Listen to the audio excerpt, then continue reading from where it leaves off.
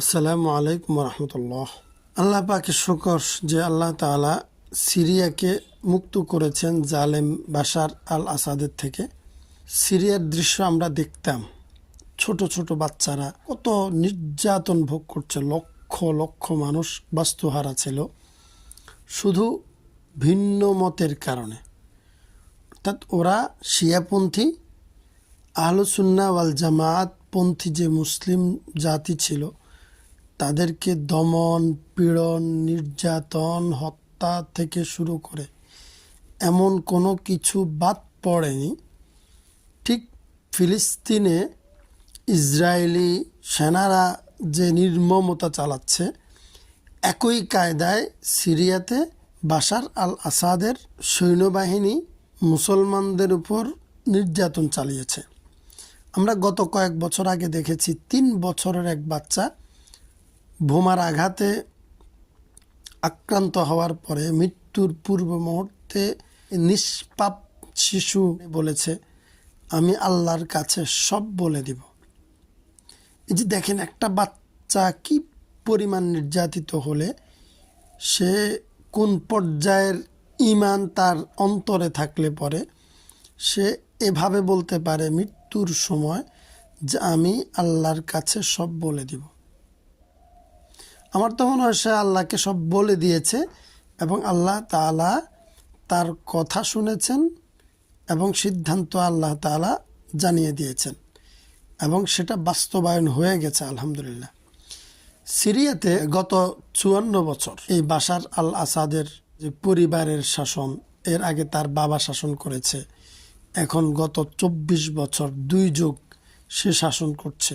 এত নির্যাতন করেছে। দেখেন, পৃথিবীর রাজনৈতিক একটা দৃশ্য আপনারা যদি খেয়াল করেন দেখবেন যে পৃথিবীর যে রাজনৈতিক যে ভয়েস, সেটা সব সময় জনগণকে আতঙ্কিত করে ইসলামের উত্থানের বিষয়। যে জঙ্গি, তালেবানি রাষ্ট্র, আফগান বানানোর চেষ্টা, আল কায়দা, জিহাদি সংগঠন, এই শব্দগুলোকে ব্যবহার করে সারা পৃথিবীতে মুসলমানদেরকে দমন পীড়নের চেষ্টা অব্যাহত রেখেছে এবং সাধারণ জনগণ যারা তাদের সমর্থন পাওয়ার জন্য এই মিডিয়াগুলো এবং এই রাজনৈতিক নেতাগুলো সবসময় জনগণকে এটা বোঝায় যে এই দেশকে তালেবানি রাষ্ট্র হতে দেওয়া যাবে না, আল কায়দার মতো কোনো কর্মকাণ্ড এই দেশে চালাতে দেওয়া যাবে না, এই দেশে জিহাদি কোনো গ্রুপকে প্রতিষ্ঠা হতে দেওয়া যাবে না। এই বিষয়গুলোকে যেন তারা এমনভাবে প্রচার করে, তাদের দৃষ্টিভঙ্গিটা এমন, এবং জনগণকে বোঝাতে চায় আমরা তোমাদেরকে যতই নির্যাতন করি, তোমাদের বাড়ি ঘর লুণ্ঠন করা, চাঁদাবাজদের মাধ্যমে তোমাদের ব্যবসা প্রতিষ্ঠান থেকে, রাস্তাঘাট থেকে, তোমাদের ঘর বাড়ি থেকে, বিবাহের অনুষ্ঠান থেকে চাঁদাবাজি যদি আমরাও করি, তবু আমরা তোমাদের ভাই। আমরা চাঁদাবাজি করলেও তোমরা এটা মেনে নাও, কিন্তু যারা আসলে চাঁদাবাজ থাকবে না তাদেরকে এত আতঙ্কিত করে। মানে ওরা চাঁদাবাজি করে, মানুষকে মারে, এটা আতঙ্কের না, এটা ক্ষতির না, কিন্তু ওরা আসলে চাঁদাবাজ বন্ধ হয়ে যাবে, এটা আতঙ্কের। মানে ব্যাপারটা এরকম। আপনি দেখেন, মানুষ কিন্তু এখন পর্যন্ত পৃথিবীর কোথাও যেখানে যেখানে মুজাহিদ বা ইসলামের উত্থান হয়েছে, দেখুন না, কয়েক বছর আগে আফগানিস্তানে হয়েছে।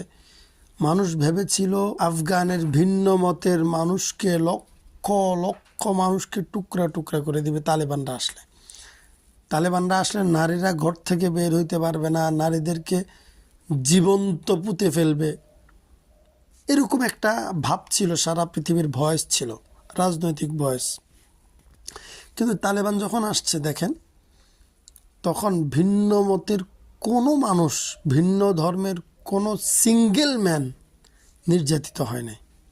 অথচ যখন তালেবানের শত্রু সংগঠন অথবা শত্রু সরকার ছিল, তখন আমেরিকার হাতে, রাশিয়ার হাতে এবং সারা পৃথিবীর ন্যাটো সংগঠন, তাদের হাতে আফগানের সাধারণ নাগরিক, বৃদ্ধা, শিশু, নারী, পর্দানুসীন, অর্থাৎ শান্তিপ্রিয় কোনো মানুষ শান্তিতে ছিল না। তো ব্যাপারটা এমন নয় শুধু যে সবাই নির্যাতিত ছিল, ধরে নিয়ে যাচ্ছে মানুষের একটা ঘরে মানুষ আশ্রয় নিল, শিশু, অসুস্থ মানুষ বোমা ফেলে সব তছনছ করে দিল, কারো হাত চলে গেল, পা চলে গেল, নাড়ি ভুঁড়ি বের হয়ে গেল, মাথা থেকে মগজ সব বের হয়ে ছিন্ন ভিন্ন হয়ে গেল।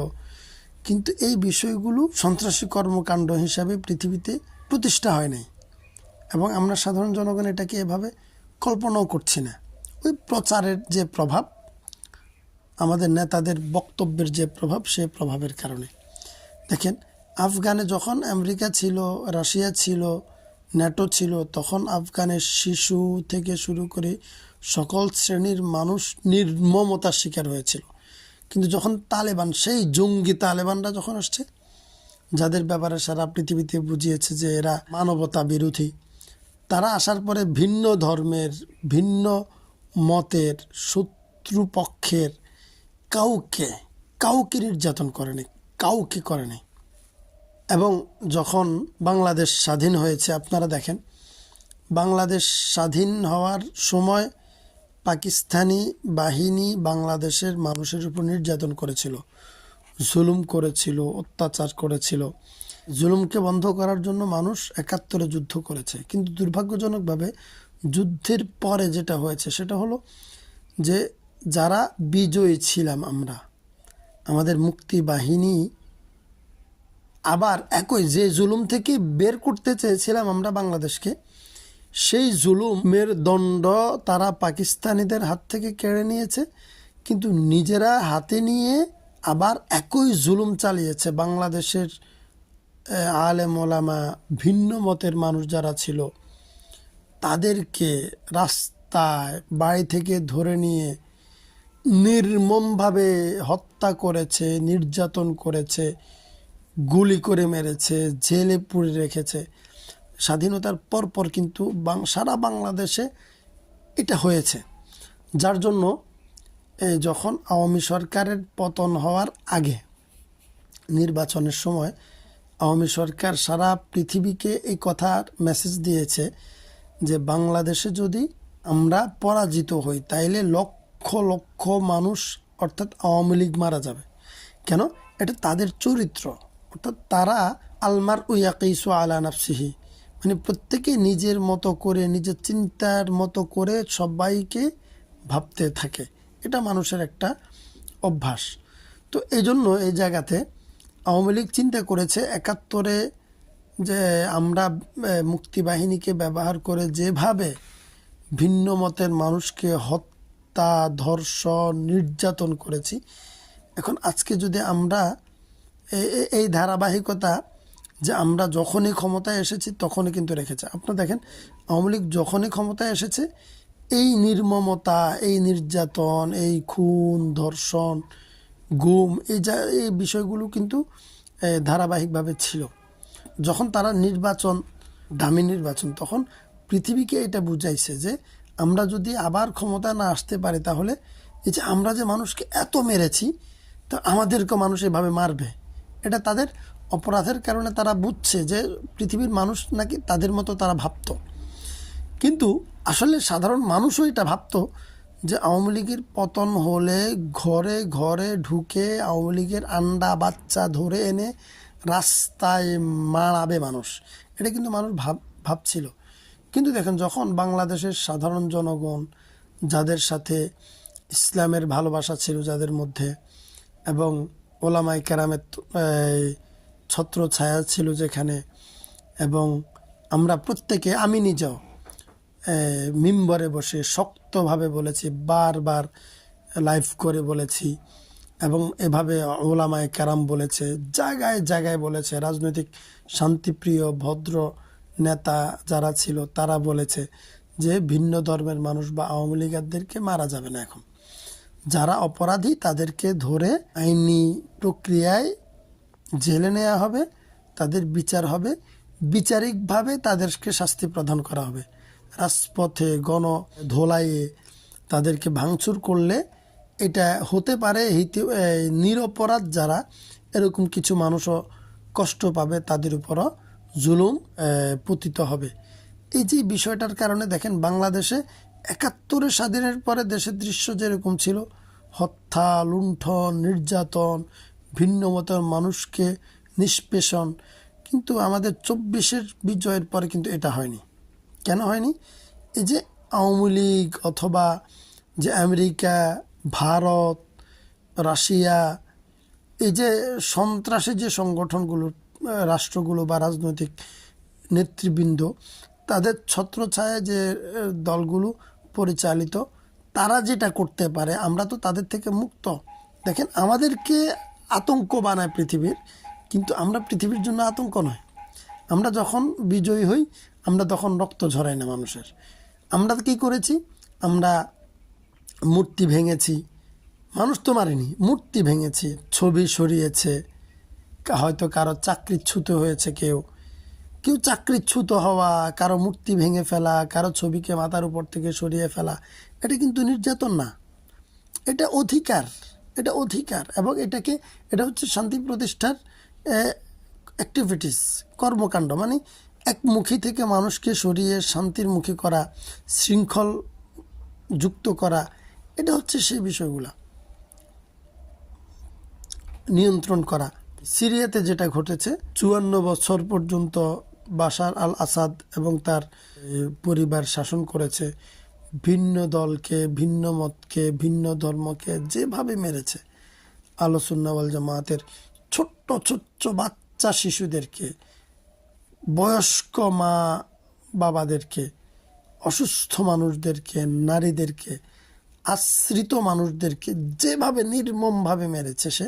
কিন্তু তার পতনের পরে মুজাহিদরা যেটা করেছে, তাদের কর্মকাণ্ডে দেখেন ভিন্ন মতের আসাদের যে সেনাবাহিনী লোকজনকে এভাবে কিন্তু মারেনি, তারা মূর্তি ভেঙেছে এবং দেশকে তারা আবার গোছায় নিচ্ছে, আনন্দ করছে। মুজাহিদ নেতা ঘোষণা করেছে যে সরকারি কোনো স্থাপনা, কোনো এবং যারা চলে গেছে তাদের বাড়িঘর, কোনো কিছুতে হাত দেওয়া যাবে না, ভাঙচুর করা যাবে না। এবং কেউ করেনি। পৃথিবীর চিত্রটা আপনারা দেখেন, আপনারা আসলে দেখেন, সাধারণ জনগণকে বলছে, আপনারা দেখেন কাদেরকে আপনারা লিডার মানছেন। এই যে আমেরিকা, সে যেখানে থাবা বসায় সেখানে তসতস করে দেয়, বোমা মেরে, জঙ্গি বলে নিরীহ নিরপরাধ মানুষকে মারে। কিন্তু যাদেরকে তালেবান, জঙ্গি, সন্ত্রাসী এবং যারা আসলে মানুষকে শুধু ধরে ধরে মারবে, কেউ পর্দায় না চললে তাদেরকে মেরে ফেলবে অথবা ঘর থেকে বেরোতে দিবে না, এটা যে বুঝায়, বাস্তবতা নাই তো। না বাংলাদেশে হয়েছে এরকম কোনো কিছু, না আফগানিস্তানে হয়েছে, না সিরিয়াতে হয়েছে, আপনারা দেখেন। কিন্তু পাশের দেশ ভারতে দেখেন, গণতান্ত্রিক একটা রাষ্ট্র, মোদি ২বারের মতো প্রধানমন্ত্রী হলো, মুসলমানদেরকে, ভিন্ন মতের, ভিন্ন ধর্মের মুসলমানদেরকে যেভাবে মারছে, একটা গরুর গোশত আছে, অথবা জয় শ্রীরাম বলো, বা বোরখা পরেছে, নারীদেরকে, শিশুদেরকে, বাড়িঘর ভাঙচুর করা, উপাসনালয়, মসজিদ ভাঙচুর করা। অথচ ইসলামের বিধান কি? মুজাহিদরা যে আদর্শ লালন করে সেটা হচ্ছে যে কোনো ধর্মের যারা ধর্মগুরু, যারা নারী, শিশু, এই মানুষদেরকে কখনো ট্যাক্স দিতে হবে না, যেটা নিরাপত্তাকর, যেটা যারা ধর্মপ্রচারক তাদের কিন্তু জীবনের নিরাপত্তা বলতে এত সম্মান আছে ইসলামের রাষ্ট্রে যে ভিন্ন ধর্মের যারা ধর্মগুরু আছে তারা নিরাপত্তা কর দিতে হবে না। অথচ আমরা যাদেরকে নিরাপত্তা দিই তারা যখন ক্ষমতা আসে তারা কি করে? সবার আগে মুসলমানদের ধর্মগুরুদেরকে মারে, কাটে, হত্যা করে, ফাঁসিতে ঝুলায় এবং ধর্মীয় প্রতিষ্ঠানগুলো ভেঙে চুরমার করে দেয়। আল্লাহ তাআলা আমাদেরকে শিক্ষা দিয়েছেন, লা তাসুব্বুল্লাযীনা ইয়াদউনা মিন দুনিল্লাহ, যে তোমরা অন্য ধর্মের মানুষের উপাসনার যে কেন্দ্র এগুলোকে তোমরা আঘাত করিও না, গালি দিও না। আমরা এদেরকে এমনভাবে, মানে তাদের মনে কষ্ট হয়, অথবা তারা তোমার খোদাকে গালি দেয় বা তোমার আচরণের কারণে যেন তারা তোমার আল্লাহ এবং তোমার মসজিদে আক্রমণ না করে, এই আচরণ তোমরা যেন না করো, এটা আমাদেরকে শিখায়। এবং এটা তালেবান, মুজাহিদ, ইসলামী শক্তি এটা কিন্তু ধারণ করে, লালন করে। কিন্তু যাদেরকে পৃথিবীর আদর্শ মনে করা হয়, প্রচার করা হয়, এটা গণতন্ত্র রক্ষা করবে। আচ্ছা, গণতন্ত্র আমার জন্য খুব কেন বেশি প্রয়োজন বলুন তো? এই গণতন্ত্র যদি পৃথিবীর নিরীহ মানুষকে মারতে দেয়, একটা ধর্ম উপাসনালয়কে ভাঙতে দেয়, তাহলে এই গণতন্ত্রের কী বা প্রয়োজন বলেন? এই গণতন্ত্র যদি চাঁদাবাজদেরকে প্রমোট করে বা সুযোগ দেয়, অধিকার দেয়, এই গণতন্ত্রের কি প্রয়োজন? যে গণতন্ত্রে ছত্র ছায়ায় মানুষ লুট করে, মানুষ পথকে বিরান করে দেয়, এবং যে গণতন্ত্রের কারণে এত জনবিচ্ছিন্ন এক একজন নেতা হয়ে যায়। আমাদের বাংলাদেশের সাবেক লেডি ছিল, সেও পলাতে বাধ্য হয়েছে। আফগানিস্তানের শাসক, সেও পলাতে বাধ্য হয়েছে। সিরিয়ার শাসক, সেও পলাতে বাধ্য হয়েছে। এই গণতন্ত্রের দরকারটা কি ভাই? আমি বলতে চাই, আমাদের দরকার, আমাদের উচিত যে আসলে আমার জন্য কোনটা কল্যাণকর সে বিষয়টা বেছে নেয়া। গণতন্ত্র, সমাজতন্ত্র, কমিউনিজম না, আমার এই কোনো শিরোনামের দরকার নাই তো ভাই। আপনি দেখেন, আজকে ফিলিস্তিনে মানুষদেরকে, নিরীহ শিশু, একটা জনপদকে, মানুষ থাকে যেখানে, বিল্ডিং বুলডোজার দিয়ে বোম্বিং করে উড়িয়ে দেয়া, এবং সাধারণ মানুষদেরকে আশ্রয় পর্যন্ত না দেয়া, হসপিটালে হসপিটালে বোম মেরে, গোলা বারুদের আঘাতে রোগী সহ, ডাক্তার সহ, শিশু বাচ্চা সহ মাটির সাথে মিশিয়ে দেয়া, এটা কোন মানবতা? এটাকে যদি পৃথিবীর মিডিয়া মানবতা বোঝায়, এই মানবতা তো দরকার নাই পৃথিবীর মানুষকে আমি এই কথাটাই বোঝাতে চাচ্ছি যে পৃথিবীকে যারা এখন শাসন করছে, যারা পৃথিবীকে মানবতার কথা শোনাচ্ছে, এবং সাধারণ জনগণ যাদের কথাকে খুব গিলে খাচ্ছে, তাদেরকে বলছে আপনারা একটু বাস্তবতা দেখেন। আপনারা চিন্তা করেন, আজকের সিরিয়াতে যদি আমেরিকার বিজয় হতো, আমেরিকা কি করত? ঘরে ঘরে ঢুকে ভিন্ন মতের মানুষকে গুলি করে মারত না? আফগানে যদি আমেরিকার বিজয় হতো, তারা কি, রাশিয়া, আমেরিকা, চীন, জাপান, ভারত, এদের বিজয় হলে এরা কি ঘরে ঘরে ঢুকে আফগানের মুসলিমদেরকে হত্যা করতো না? আজকের বাংলাদেশে যে ছাত্র জনতা, ধর্মপ্রাণ মানুষ যে বিজয় হয়েছে, এই বিজয়টা যদি আওয়ামী লীগের হতো, ঠিক এভাবে যদি আওয়ামী লীগ বিজয় হতো, আল্লাহ না করুন, ঠিক এভাবে যদি যারা চাঁদাবাজ, লুণ্ঠনকারী বা ইসলামকে লালন করে না, ধারণ করে না, এমন কারো যদি এখানে বিজয় হতে, ভারতের যদি বিজয় হতো, আপনারা দেখেন না, শুধুমাত্র এই যে এই বিজয়ের পরেও কি হয়েছে বাংলাদেশে, দেখেন, বিজয়ের পরেও আমাদের বাংলাদেশে ইসকন মসজিদ ভেঙেছে। দেখেন, আমাদের বিজয়ের পরেও ইসকন, আমাদের শত্রু যারা, এই দেশের স্বাধীনতার শত্রু, শান্তি প্রতিষ্ঠার শত্রু যারা, মানবতার শত্রু, তারা এদেশে মুসলিম আইনজীবীকে প্রকাশ্যে জবাই করে নির্মমভাবে হত্যা করেছে, মুসলমানদের মসজিদে আঘাত করে মসজিদ ভাঙচুর করেছে। তারা আবার নিজেদের ঘরে, নিজেদের উপাসনালয়ে আগুন জ্বালিয়ে আবার মুসলমানদের উপর দোষ চাপানোর চেষ্টা করছে। বারবার তারা পাকড়াও হচ্ছে।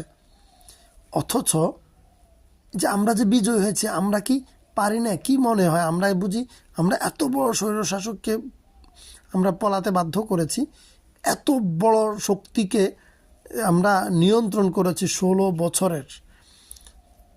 আলহামদুলিল্লাহ, আলহামদুলিল্লাহ, আমরা কি পারি না এই ইসকনকে রাস্তায় ধোলাই করতে? আমরা বুঝি পারি না বাংলাদেশে হিন্দুদেরকে বুঝি আমরা অশান্ত করতে পারি না? আমরা পারি।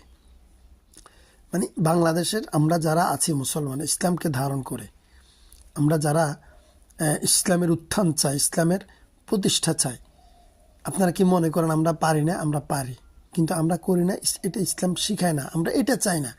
আমরা এই জন্য ইসলাম ধারণ করি বলে আমরা আজকে বাংলাদেশে হিন্দুরা এখনও নিরাপদে বাস করছে, ব্যবসা করছে। আপনারা দেখেন হিন্দুদের কোনো পার্টিসিপেশন নেই বাংলাদেশের জন্য, কোনো অবদান নাই, কোনো ক্ষেত্রে নেই, কিন্তু তারা আছে, দিব্যি ব্যবসা করছে, চাকরি করছে, তারা আবার দেশের বিরুদ্ধে ষড়যন্ত্র করছে, সব করছে।